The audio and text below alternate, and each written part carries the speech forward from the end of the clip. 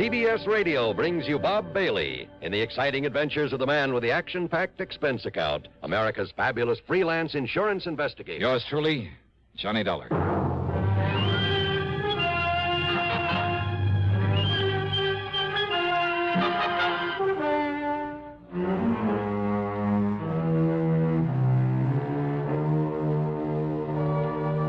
Expense account submitted by Special Investigator Johnny Dollar to the Mono Guarantee Insurance Company, Little Rock office. Following is an account of expenses incurred during my investigation of the double deal matter. Expense account item 1, $14.10, plane ticket from Hartford to Philadelphia, PA. Item 2, $6.25, taxi and tip for the ride into Eastern Trust and Insurance on Walnut Street. Hiya, Ted. Mighty glad you could make it, Johnny. How are you? So they made you the big wheel in this office, huh? Made me the goat is more like it. Sit down. Yeah, sure. Now, what's this about Mickey the Hood? Michael Jonathan O'Banion. Oh, it's a nice, respectable-sounding name, but, oh, brother, what a character. Bootlegger, among other things, wasn't he? Rum runner, gun runner, smuggler, jewel thief. Mm-hmm. Probably a killer, too, back there in the 20s. Only they could never pin it on him. Yeah, a real nice boy. Well, after he served his term, in order to fill out his parole, he worked for one of the drug companies here in town. Oh? And then about, 2 years ago, he opened a little importing company. Probably just a front. Importing? Yeah, drug imports, mostly from the Far East. And that's when Bruce Terwilliger sold him all his insurance. Terwilliger? Yeah, my predecessor in this job. Oh. That's when he sold Mickey all his insurance. Nearly $500,000 coverage on his business. I'm sure it's not worth 1/10 of that. And over $250,000 on his life. Sounds as though he's still in the rackets. Sure. And wants plenty of coverage in case he gets bumped off. And he should have been, long time ago. All right, who's his beneficiary? Oh, hold your hat, Johnny. Mary Toodles Baker. Toodles? Yeah. She's a cheap stripper, right out of the saloon circuit. So you want to take him off your books, huh?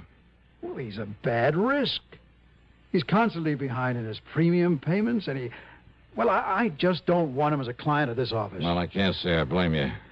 But this dear old saintly conservative company won't let me cancel his policies until I can get some legal proof. Prove he's still in the rackets, huh? Yeah. And, Johnny, that's your job. Oh, now, wait, Ted. Yeah? That's not for me. That's a police job. Yeah, but they haven't got a thing on him, Johnny. So far as they're concerned, he's behaving himself, staying out of trouble, and just running his drug business. Yeah, but you think differently. Well, I bet my bottom dollar on it. And Johnny, if you can prove it for look, me... Ted, what am I supposed to do? Stick my neck out to a punk like Mickey just because you have a hunch about him? Hunch? No, thanks, Ted. If a guy like that happens to be involved in fraud against the company, something like that, you call on me and I'm stuck with him. But to try to frame him for you when there's no real evidence against him... Frame him? Now, wait, I didn't say that. Just show him up for a wrong guy. Look, when he commits some offense against the company, okay. But until then... Johnny. No, sorry, Ted, but it's no go. No, you mess around a character like that without legitimate reason, I'd end up with a hide full of lead. No, so look, Johnny, thanks a lot. I want nothing to do with him. But, Johnny... Sorry, Ted.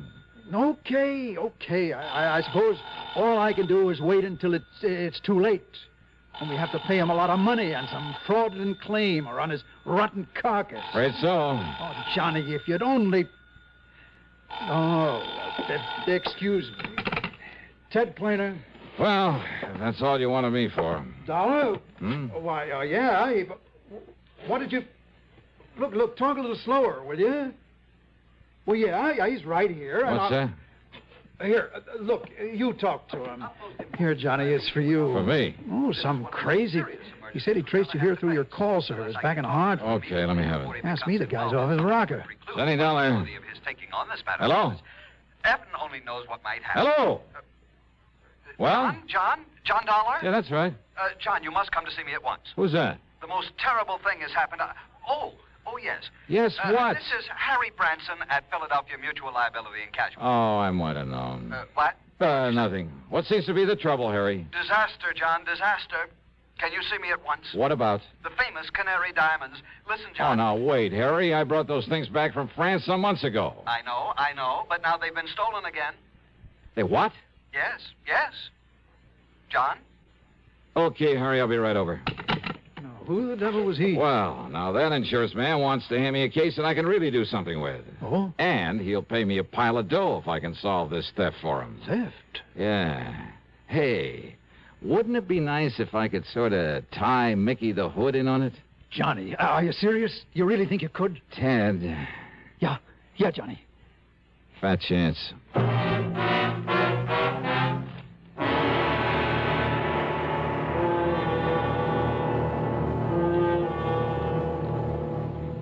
Act two of yours truly, Johnny Dollar, in a moment. Have a commander, welcome aboard. Have a commander, welcome aboard. The cleaner the tobacco, the better it tastes. Have a commander and see. The cleaner the tobacco, the better it tastes. And in Commander, the tobacco is vacuum cleaned. Have a commander, welcome aboard. Treat yourself to a pack of new king-size Philip Morris Commanders, made on a new machine, the Mark 8, that takes rich, full-flavored Philip Morris tobacco and gently vacuum cleans it. And the cleaner the tobacco, the better it tastes. Yes, the cleaner the tobacco, the better it tastes. Noticeably better. Have a commander, welcome aboard. And now, Act two of yours truly, Johnny Dollar, and the double deal matter.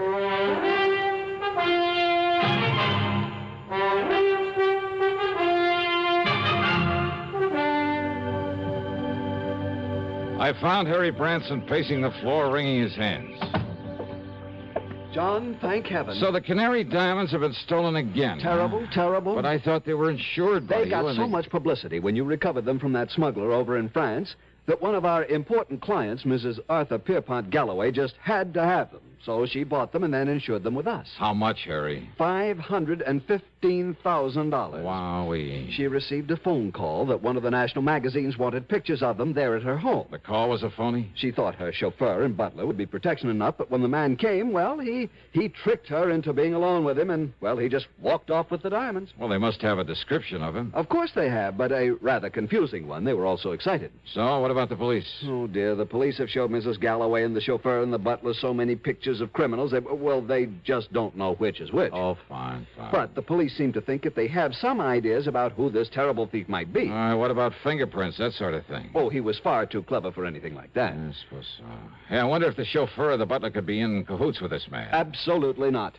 Well, you sound pretty sure of that. I know both of them myself, have known them for years, ever since they went with Mrs. Galloway, and I'm certain they are absolutely honest. After all, John, I am an excellent judge of character. Oh, yeah, I'm sure of that. Now, who's in charge of this case at headquarters? At Central Headquarters, Lieutenant Bernard Barry. Bernie Barry? Sure, I know him well. Now, here, I'll give you Mrs. Galloway's address. Don't bother, Harry, not yet. Oh? John, you mean you might have some idea who might have done this? Not the least. But unless you see and talk with But her... as long as the police have some ideas, why don't I see them first? Oh. Yeah, I'll give it a fling, Harry. Give it a fling? Sure, as long as I'm already here in Philly. John, how can... Don't you $515,000. Yeah, that's a lot of dough. Then how can you be so casual? You don't even seem to be really interested. John, think of what your commission will be if you effect a recovery. Do you think I'm thinking of anything else?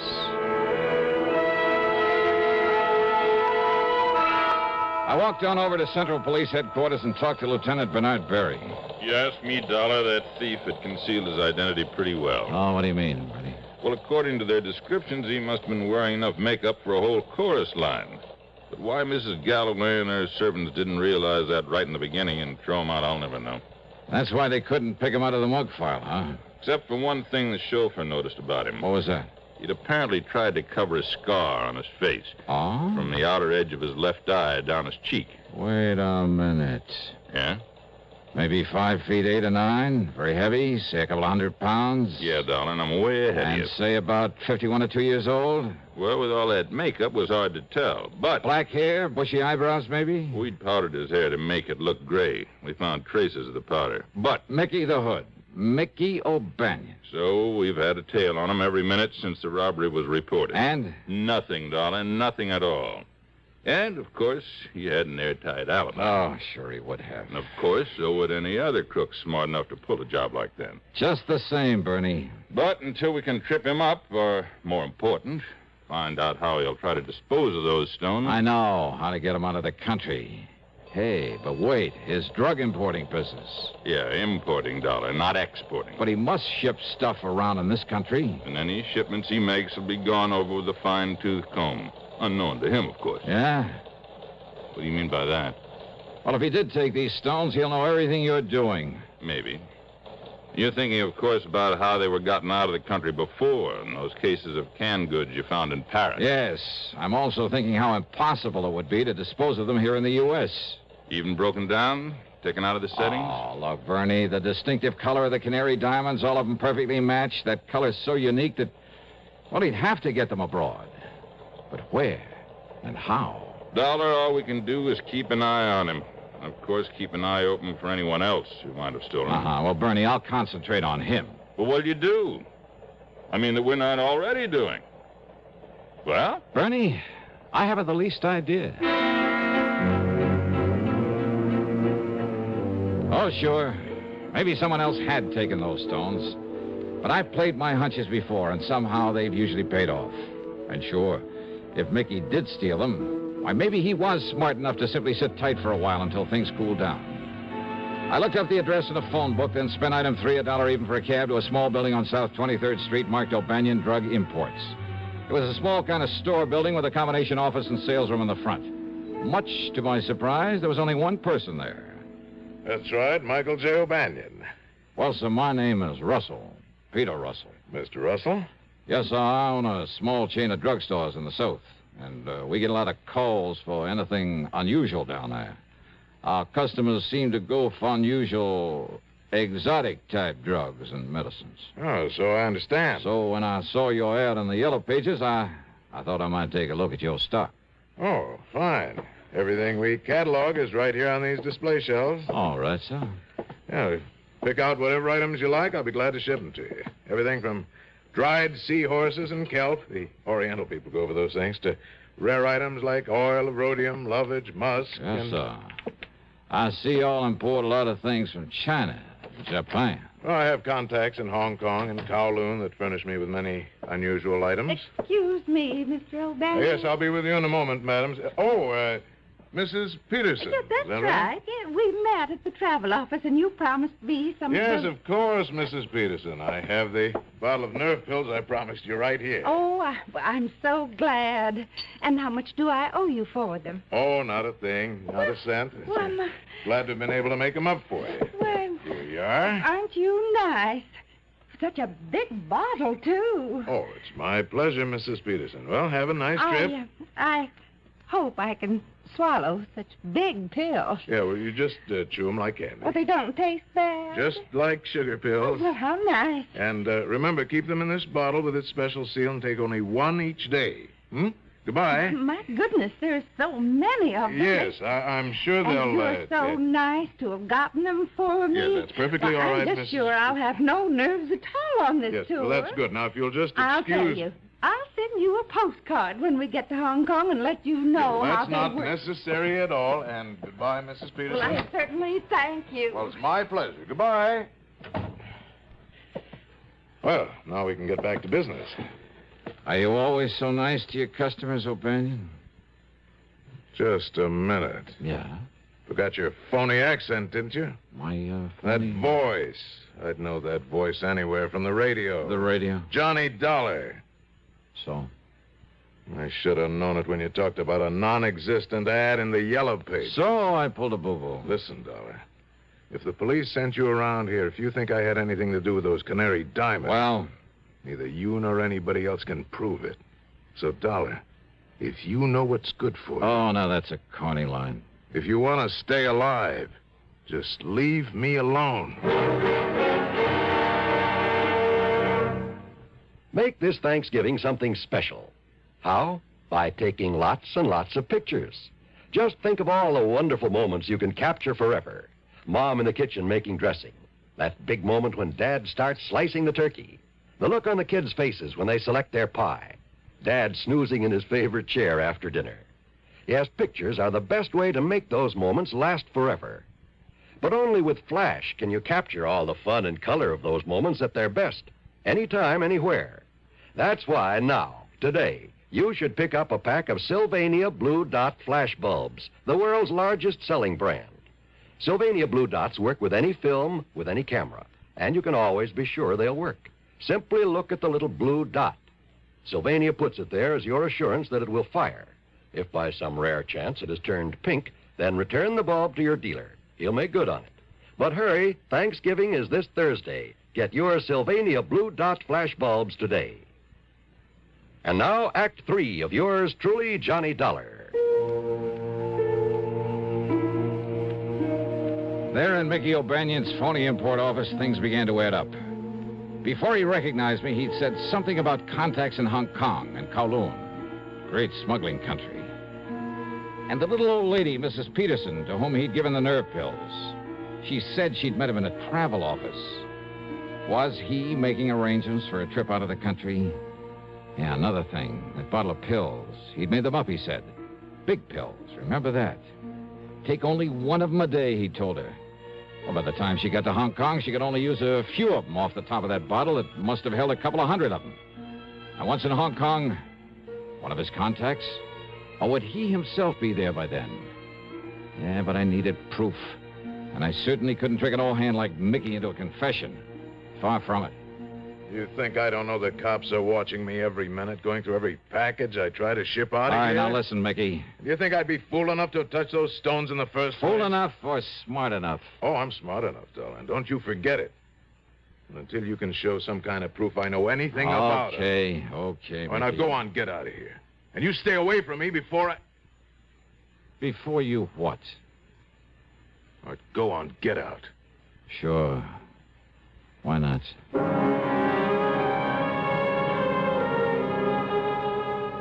If only I'd had sense enough to follow that Mrs. Peterson. While I was standing there talking to Mickey, she could be on her way to a plane, a train, or steamship. Item 4, $1.30 in a phone booth, calling every travel agency, airline, steamship, company, railroad I could find listed until I got the one who'd arranged her round-the-world tour. That was due to leave in a few hours. Better still, they told me she'd been staying at the Bellevue Stratford.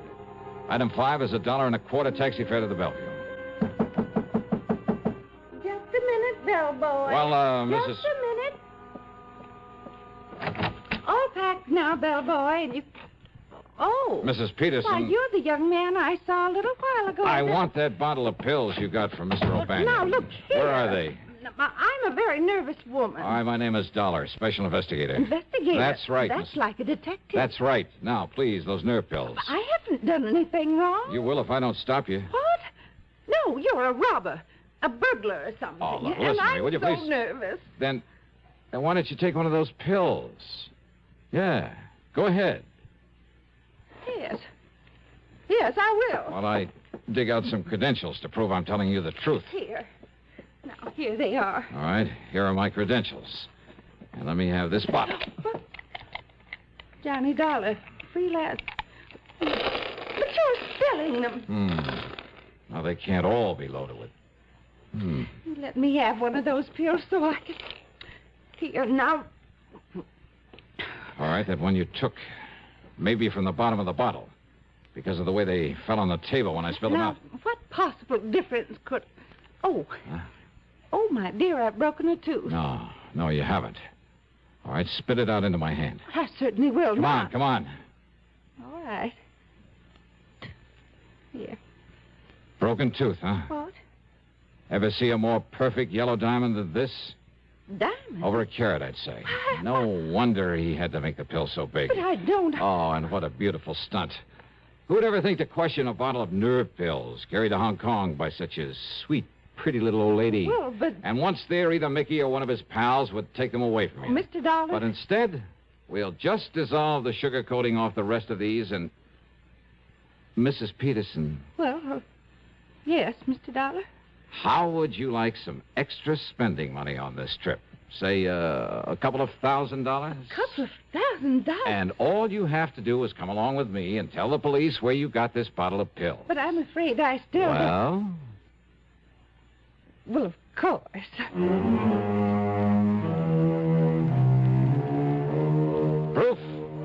was all Lieutenant Berry needed. The Canary Diamonds are home again, and that'll save Philly Mutual from having to pay off a big claim. And Eastern Trust and Insurance has plenty of reason to drop O'Banion as a client. After all, he ought to be out of circulation for a long, long time. Expense account total $2,044.25. Yours truly, Johnny Dollar.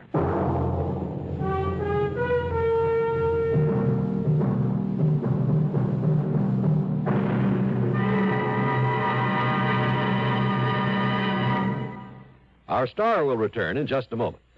Constipation is something people don't talk about much, but it can be a problem for anyone, even doctors.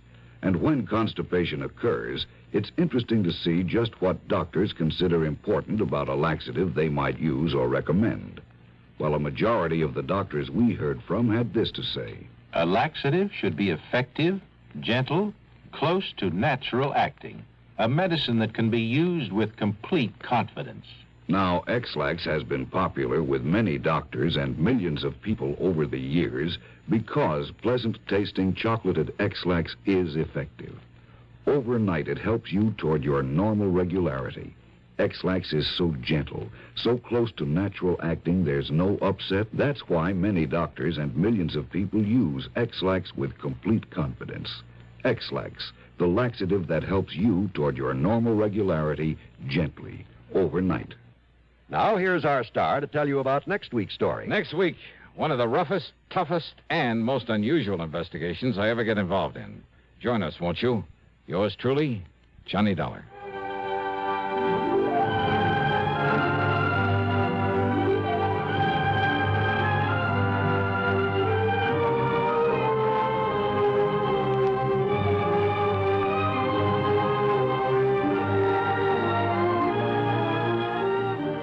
Yours truly, Johnny Dollar, starring Bob Bailey, originates in Hollywood and is written, produced, and directed by Jack Johnstone. Heard in our cast were Virginia Gregg, Chet Stratton, Harry Bartell, Barney Phillips, and Paul Frees. Be sure to join us next week, same time and station, for another exciting story of yours truly, Johnny Dollar.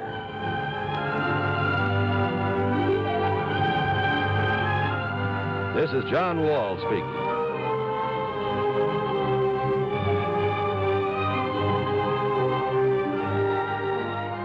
Stay tuned now for another tale well calculated to keep you in suspense. This is the CBS Radio Network. You're tuned to Radio 590 WROW in Albany, New York.